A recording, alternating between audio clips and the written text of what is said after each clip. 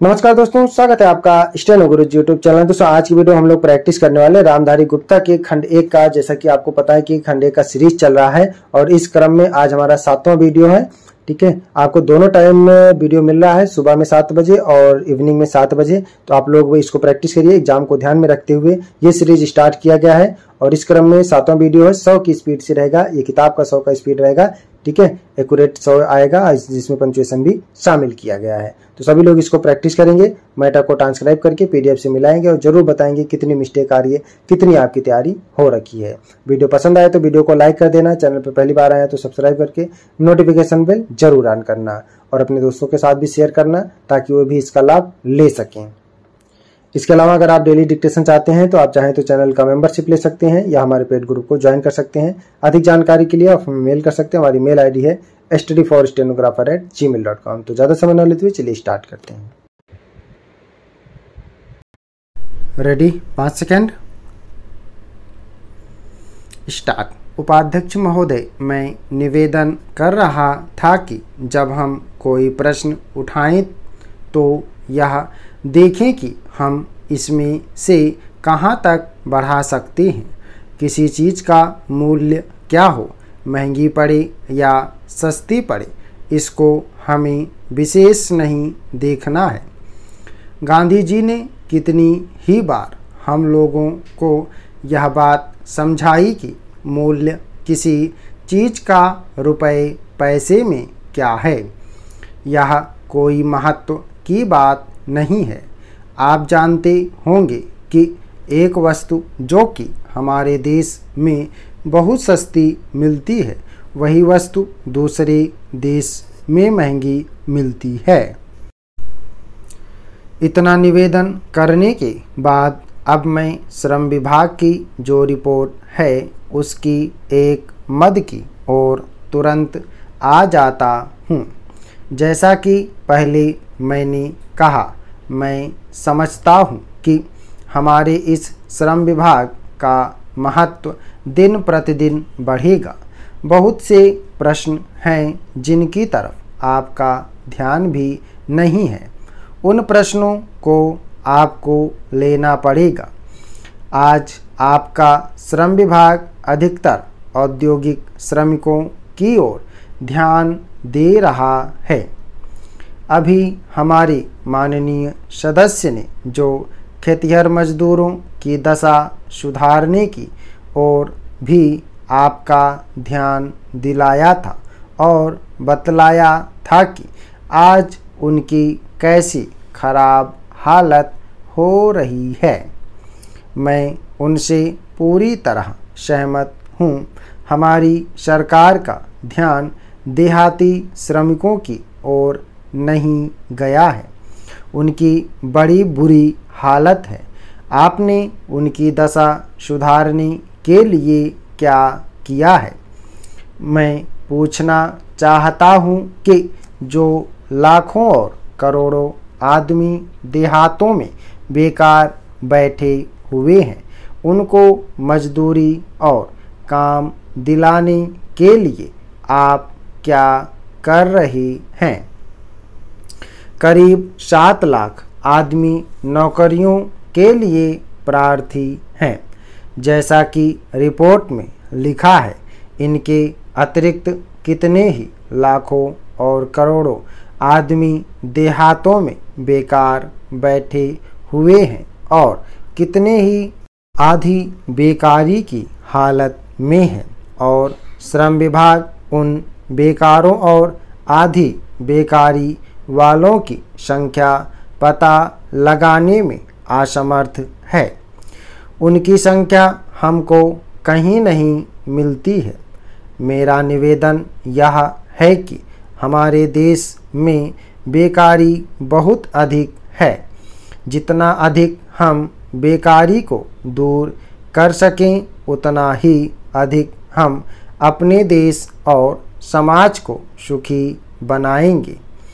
इस कार्य में आपका और आपके विभाग का दायित्व बहुत अधिक है। जो भी नया काम आरंभ होता है, उसका दायित्व श्रम विभाग पर रहता है। धन जनता की भलाई के लिए खर्च होना चाहिए। महोदय, जब तक अहिंदी भाषी हिंदी को हृदय से स्वीकार नहीं करते तब तक वह राष्ट्रभाषा का स्थान नहीं पा सकती, और यह तभी हो सकता है जब वे यह समझें कि इसमें उनका भी योगदान है और उन्होंने इससे केवल लिया ही नहीं बल्कि इसे कुछ दिया भी है, और उन पर कोई दूसरी भाषा लादी नहीं गई है, बल्कि यह उनकी ही भाषा है। मेरे कहने का अर्थ यह नहीं है कि आप उनकी ही व्याकरण अपना लें। इसका अर्थ यही है कि आप उदारतापूर्वक जितना ले सकते हैं ले लें। भाषा इसी प्रकार बन सकती है। यह भी आवश्यक नहीं है कि उसको स्वीकार करने पर आप वही लिखना आरंभ कर दें, परंतु जो वे लिखें उसको आप गलत न समझें। आज किसी भी भाषा का रूप वही नहीं है जो उसके प्रारंभिक काल में था। उसमें परिवर्तन होता रहता है। हिंदी के इतिहास में भी आपको यही बात मिलेगी।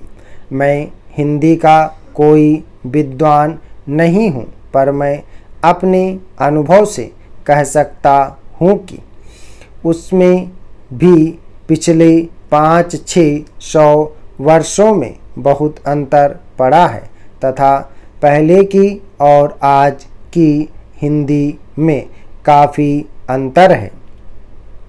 इसलिए नवयुग में जब वहाँ देश की भाषा बनने जा रही है तो उसमें थोड़ा अंतर करना भी पड़े तो वह स्वीकार कर लेना चाहिए, जिससे उसका अन्य प्रदेशों के लोगों के साथ मेल बैठ जाए। कई अहिंदी भाषी लोगों ने भी हिंदी की काफ़ी सेवा की है। आपके राज्यपाल महोदय अहिंदी भाषी हैं और इन्होंने अपनी भाषा की बड़ी सेवा की है। यह भी हिंदी के पक्ष में थे और इन्होंने बड़ा योग दिया, जिसके कारण हम संविधान सभा में सफल हो सके। इनका भी यही विचार है जो मेरा है। मैं चाहता हूँ कि इनको भी हिंदी की सेवा करने का अवसर दिया जाना चाहिए। उसका फल हिंदी के लिए और देश के लिए अच्छा ही होगा। मानपत्र में आपने संस्कृत के संबंध में कहा है। मैं मानता हूँ कि हमारे देश में संस्कृत का अध्ययन आवश्यक है, क्योंकि देश की सभी भाषाओं का स्रोत वही भाषा है। संस्कृत से हमारा संबंध अटूट है। इसकी पढ़ाई लिखाई कम हो गई है, यह हमारे लिए दुख की बात है। मैं आशा करता हूँ कि इसकी उन्नति होगी। महोदय, मैं अपने बारे में कहता हूँ। जब मैं छोटा था और कॉलेज में पढ़ रहा था तब रूस और जापान के बीच युद्ध छिड़ा। उस समय समाचार पत्रों में जापान के संबंध में बहुत सी बातें छपा करती थीं। उनमें एक बात यह भी थी कि जापान में शमुरिया जाति के लोगों ने अपने सब अधिकार वहाँ के राजा को दे दिए थे। उसके बाद जापान बड़ी उन्नति कर सका। हम लोग यह पढ़कर आश्चर्य और सराहना करते थे। उससे बढ़कर हमारे यहाँ के लोगों ने स्वराज्य स्थापित होने के बाद 1-2 वर्ष में एक उदाहरण उपस्थित करके दिखाया। हम भी अपने हजारों वर्षों के इतिहास को नहीं भूलेंगे। जो रियासतें अलग अलग स्थापित हो गई थीं और एक प्रकार से भारत कई टुकड़ों में बटा हुआ था, वे सब टुकड़े एक हो गए। आज ब्रिटिश भारत और देसी रियासतें मिलकर एक हो गई हैं। उसके बाद हमारे सामने यह प्रश्न आया कि भारत के लोग केवल स्वराज्य से ही सुखी नहीं हो सकते, उनको किसी न किसी प्रकार सुखी बनाना है। इस संबंध में सरकार ने अपनी ओर से प्रायः सभी राज्यों में जमींदारी और जागीरदारी उन्मूलन के कानून उपस्थित किए और वे कानून पास हुए। प्रसन्नता की बात तो यह है कि बहुत से स्थानों में कानून उन लोगों की स्वीकृति से तथा उन लोगों की सलाह से पास किए जिनकी जमींदारी और जागीरदारी समाप्त हो जानी थी। यह भी देश प्रेम का उदाहरण है। उन लोगों ने अपनी संपत्ति का त्याग इसलिए किया कि उससे सारे देश को लाभ पहुँचे। वह काम भी लगभग पूरा हो गया और पूरा होता जा रहा है। हमारे सामने मार्ग प्रशस्त है और अब हमें इस पर चलने की शक्ति चाहिए। समाप्त। ओके दोस्तों, आप लोग इसको प्रैक्टिस करिएगा। सभी लोग मैटर को प्रैक्टिस और ट्रांसक्राइब करेंगे। एक्यूरेट 100 शब्द प्रति मिनट की स्पीड से। किताब का 100 की स्पीड है, ठीक है, जिसमें आपका पंचुएशन भी शामिल है। आपको डिक्टेशन सुनना है और सीधे लिखना, मन में बिल्कुल नहीं दोहराना है। एक बारी में छूटता है, 2 बारी 3 बारी लिखिएगा। 100 शब्द प्रति मिनट की स्पीड से है। आपका प्रतिलेखन संख्या 18, 19, 20 है। उम्मीद है कि दोस्तों वीडियो आपको पसंद आया होगा, तो वीडियो को लाइक कर देना और अगर अभी तक आपने हमारे चैनल को सब्सक्राइब नहीं किया तो प्लीज़ सब्सक्राइब करके नोटिफिकेशन बेल ऑन करना। और दोस्तों अगर आप डेली डिक्टेशन चाहते हैं तो आप चाहें तो चैनल का मेंबरशिप ले सकते हैं या हमारे पेड ग्रुप को ज्वाइन कर सकते हैं। अधिक जानकारी के लिए आप हमें मेल कर सकते हैं। हमारी मेल ID है studyforstenographer@gmail.com। अपना बहुमूल्य सुझाव हमें कमेंट बॉक्स में जरूर देना। वीडियो को पूरा देखने के लिए बहुत बहुत धन्यवाद। Thanks for watching. जय हिंद, जय भारत।